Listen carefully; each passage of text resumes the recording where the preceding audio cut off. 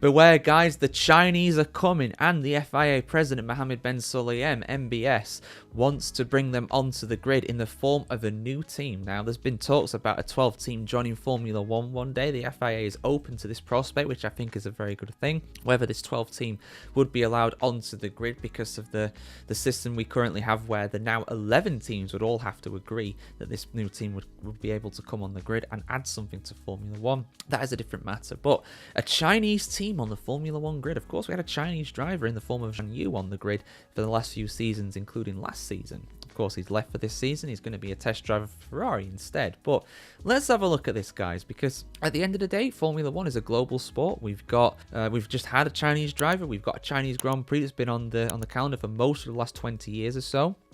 So in principle, I'm not totally against the idea. The more the merrier.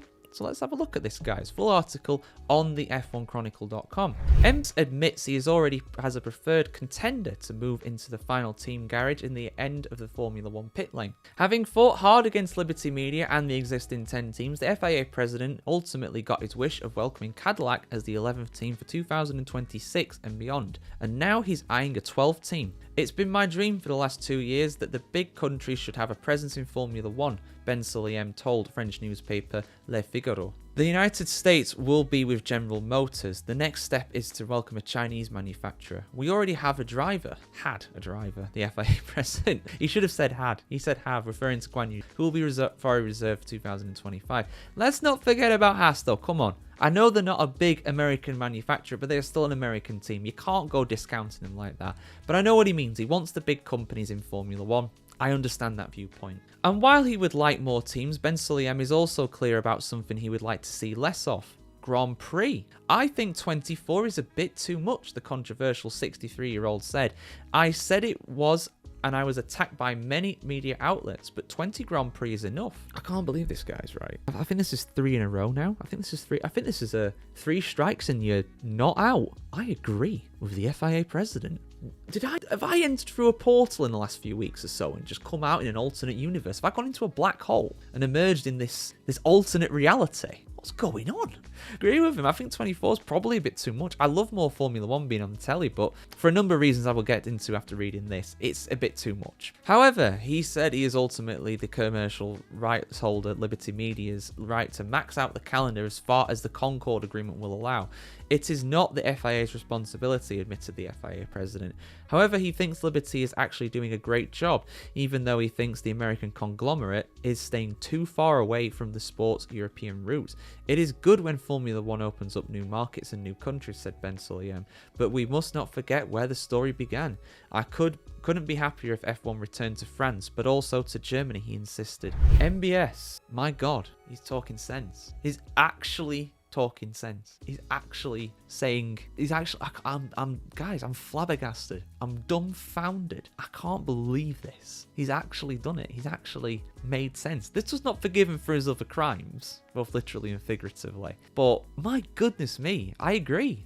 I totally agree. And you guys know I agree. If you've watched my videos before, you will have known that my viewpoint on what the calendar should be like is very clear. I don't think I've outright said how many Grand Prix we should have. He is correct. So basically, the Concord Agreement is for guys that don't know, it's an agreement that the teams all have to sign every 4 or 5 years, I think it is, something like that, that basically sets a bunch of fundamentals in Formula 1, such as how many teams are allowed onto the grid, how many races are allowed onto the calendar, just things like that, basically. And there is currently a limit of 24. We can't go above 24. I think the teams are negotiating a new Concord Agreement, and they're keeping it at 24. It's not going to go up. So, it's not the FIA's fault for doing that in terms of having those races. That's not something that they...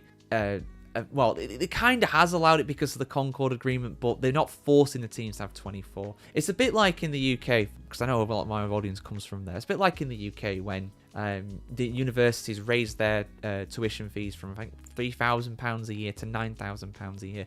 The government didn't force them to raise them to £9,000, but they allowed them to raise them to £9,000. And of course, when you're offered 3 times the income, you're going to take it, aren't you? So, of course, they did it. So, Formula One, of course, because it wants more money, the teams want more money, they will go for 24 when they can go for 24. So, that's why we have 24. I think 20 is probably enough. And even that is kind of pushing it, really. You know, I've spoken before about some of the horror stories I've heard from mechanics and stuff like that in Formula One in terms of what their work-life balance is like. And, you know, honestly, and this is the thing, this is what a lot of people don't realize. Yeah, there's some really well-paid people in Formula One. Your team principals, your team bosses, the drivers, even some of the reserve drivers get a lot of money, right? They're all in 7 figures probably, if not more. Definitely more in the case of like Lewis Hamilton and Verstappen. But at the end of the day, the mechanics they're on a decent wage, but they're not like mega bucks. They're on 25 grand a year maybe, and yeah, they get their travel paid for and the hotels paid for and everything like that. They're decently well off, but the amount of work that they have to go through to do that, the pressure,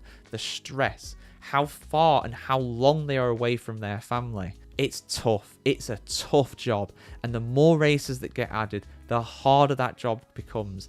And that is why Adrian Newey has come out and said that we're losing people. Formula One is losing some of the best people to series such as the World Endurance Championship, as people rightfully pointed out in the comment section of that video. So thank you for your responses on that. I do read all the comments, of course. And you know, and people were saying rightfully that, well, it's because WEC has a calendar of like 8 races across the season. Formula One has 3 times that. So they can do a race in Spa, in Qatar or Bahrain or Brazil or wherever, and they can fly back and spend 2-3 weeks with their family. Yeah, of course they'll be doing stuff in the factory. They're not like off work completely, but they can at least go back to their home, which should be near where the factory of the team that they are competing for is, or not too far away, so they can still spend time with their kids and the wives and the husbands or wherever, you know. So it's yeah, I agree. They need to shorten the calendar.